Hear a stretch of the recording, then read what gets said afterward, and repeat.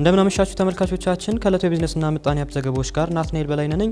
አስቀድመን ከኢትዮጵያ ንግድ ባንክ ያገኘናቸውን የውጭ ሀገራት የገንዘብ ምንዛሬ ተመን፣ ከብሔራዊ ባንክ ያገኘነውን የወርቅ ዋጋ ተመን እንዲሁም የዕለቱን የነዳጅ ዋጋ ተከታትለን እንመለስ።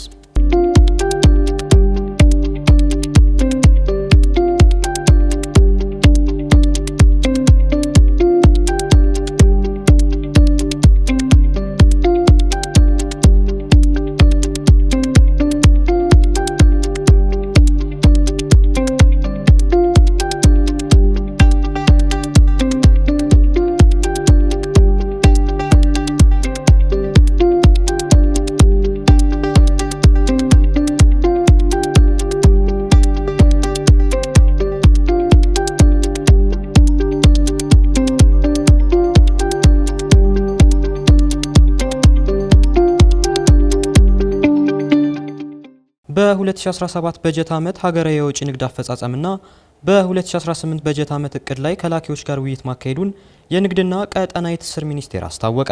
የውይይት መድረኩን የመሩት የንግድና ቀጠናዊ ትስስር ሚኒስትር ካሳሁን ጎፌ በ2017 በጀት ዓመት እንደ ሀገር ከፍተኛ ምርታ ካስመዘገቡ የልማት መስኮች መካከል አንዱና ዋነኛው የወጪ ንግድ መሆኑን ገልጸዋል። በበጀት ዓመቱም ከጠቅላላ የውጭ ንግድ 5.15 ቢሊዮን የአሜሪካ ዶላር ገቢ ለማግኘት ታቅዶ 8.3 ቢሊዮን የአሜሪካ ዶላር ማግኘት እንደተቻለ የገለጹት ሚኒስትሩ ይህ ውጤት እንዲመጣ የላኪዎች አስተዋጽኦ ከፍተኛ እንደነበርና በሚኒስቴር መስሪያ ቤቱ በውጭ ንግድ ከፍተኛ አስተዋጽኦ የነበራቸው ላኪዎች በሁለተኛው ንግድ ሳምንት መሸለማቸው ይታወቃል ብለዋል። በ2018 በጀት ዓመትም ከወጪ ንግዶች 9.4 ቢሊዮን የአሜሪካ ዶላር ለማግኘት ታቅዶ እየተሰራ መሆኑን አሻም ከንግድና ቀጠናዊ ትስስር ሚኒስቴር ያገኘችው መረጃ ይጠቁማል።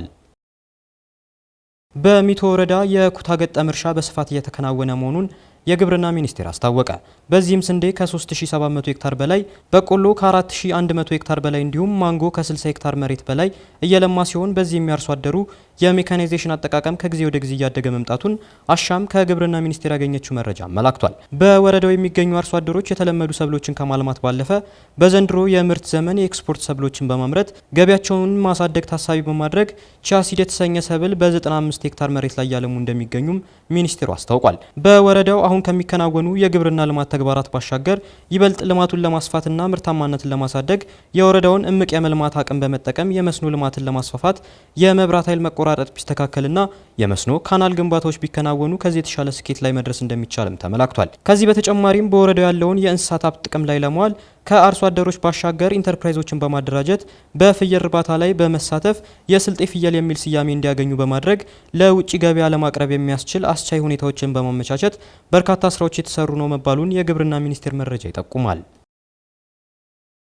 ተመልካቾቻችን፣ የዕለቱ የቢዝነስና ምጣኔ ሀብት ዘገባዎች በዚሁ ተጠናቀዋል። ስለተከታተላችሁን አመሰገንን።